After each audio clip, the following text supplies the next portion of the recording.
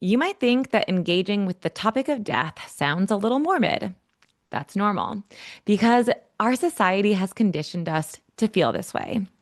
But after losing my husband to cancer in 2019, I have come to realize that death is truly my greatest teacher and that there's medicine in the archetypal energy of death that you can extract to live a more aligned, abundant, and radically alive life.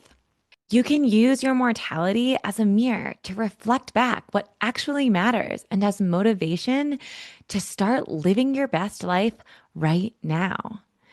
Death, I believe, is a beautiful compass that can guide you to make the most of your finite time here. I'll get to that in just a moment, but I want to share a little bit more about how this realization came through. Because I didn't see death as the powerful teacher it was when my husband died. Back then, I was focused on survival, on healing, and just rebuilding my life. This realization actually came 4 years later after I had learned how to turn my pain into purpose and was what it looked like at the peak of my success. Because on the surface, I had the dream life, a thriving business. I had landed a book deal. I had this beautiful blended family, all the external markers of making it. But internally, I was dead inside. I was numb. I was just going through the motions, trying to manage it all.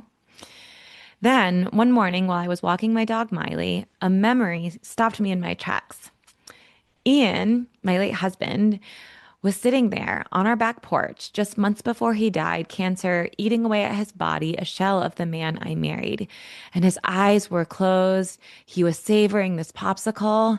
And even though he was just months before his death, he was literally dripping with life. And there I was, alive, healthy, successful, supposedly living my best life, but feeling more dead inside than he looked on the outside. The irony of Ian dying yet feeling more alive than me catalyzed a profound realization. Death was the missing link. Without acknowledging our mortality, we live as though we have forever, when it's the finiteness of life that makes us savor it more. And it invites us to think critically about how we want to spend our time here. So I made a decision. If my time here is finite, I'm not spending it chasing the next milestone while missing the magic of right now. I'm done living on autopilot. I want to feel radically alive. So I made a vow to speak on stages and to have spontaneous dance parties with my kids, to say yes to my ambitions, but to live them in a soul aligned way, making sure that they fueled my aliveness and didn't drain from it, and to build something meaningful without making myself emotionally bankrupt in the process. I chose to live full out, and that's exactly what I help my clients do. So when you embrace the reality that you die, everything shifts. First of all, it brings you back into deep soul alignment. Looking at your life from the end forces you to ask, what's the point of all of this? And you begin to see how much of your life has been driven by conditioning and shoulds. And your heart and your soul's callings begin to rise to the surface. Death strips away the illusions about what life is supposed to be. It throws out the rules you unconsciously subscribed to at birth, written by family and culture, religion and society. And it reminds you that you ultimately get to decide what matters. There is no rule book for what brings you happiness, joy, and fulfillment in life. It's up to you. When you embrace death, it also inspires you to stop delaying and to take action now.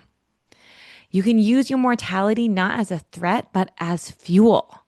Time is finite. The future isn't guaranteed.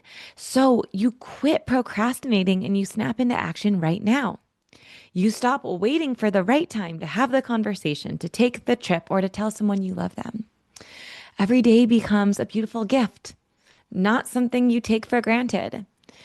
Suddenly, you're not just surviving your weeks, you are living them. And when you're focused on action, something else kind of interesting happens. You start to spotlight what's actually getting in the way. the fears, the limiting beliefs, the self doubts. We all have them. And what's powerful is that once you start to really analyze these and unpack them, you begin to see that they're all rooted in protection, in ancient survival instincts to keep you alive. So when you face death and you really engage with it and see it as this natural part of life that's going to happen to all of us, there's nothing left to fear. The limiting beliefs begin to dissolve, the fear and the doubt begins to loosen its grip, and you start to take action on what actually matters. The third way that death really helps you make the most of life is it helps you cultivate inner abundance and a sense of awe. So, in psychology, there's this concept called the subtraction effect, and it explains how removing something or imagining its absence increases appreciation, gratitude, and the perceived value for what remains. So, instead of asking, what can I add to improve my life, which is kind of the toxic chase that we're in around money, success, clients, the Instagram worthy vacation, the subtraction effect asks, what would my life look like if this were gone? So when we mentally or actually eliminate something, we tend to notice it more. We value it more. We feel increased gratitude and we stop taking that thing for granted.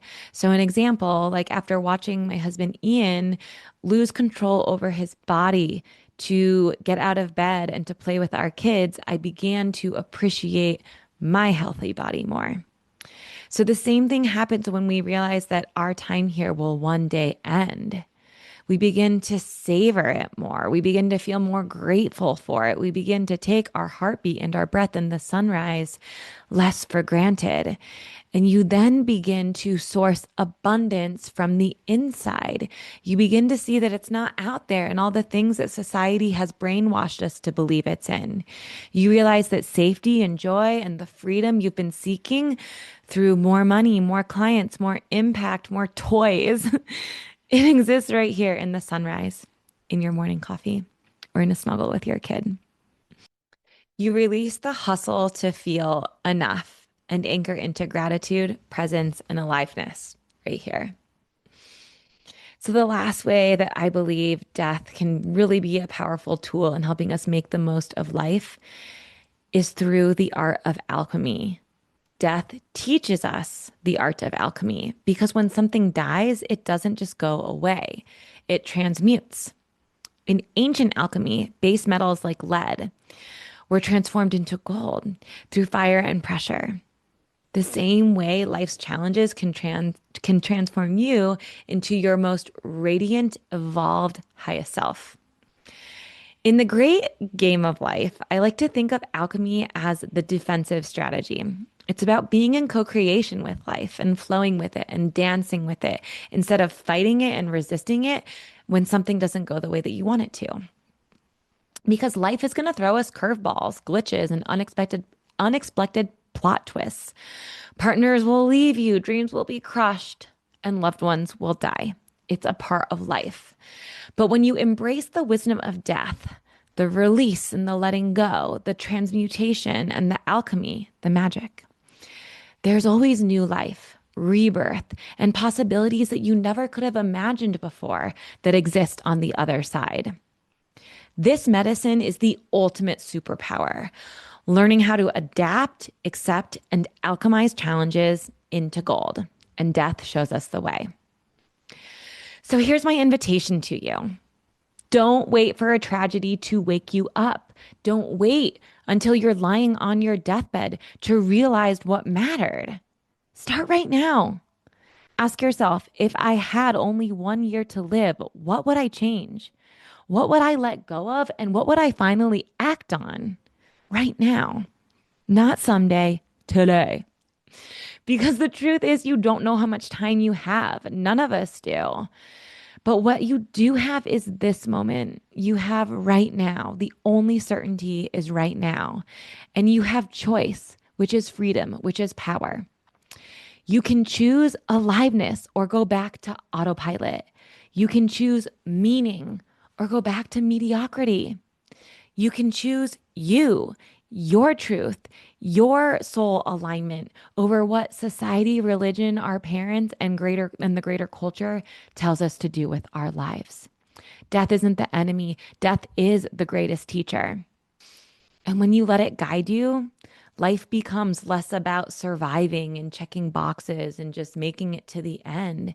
It becomes about maximizing aliveness along the way, fully, fiercely, unapologetically alive. So let's do this together, friends.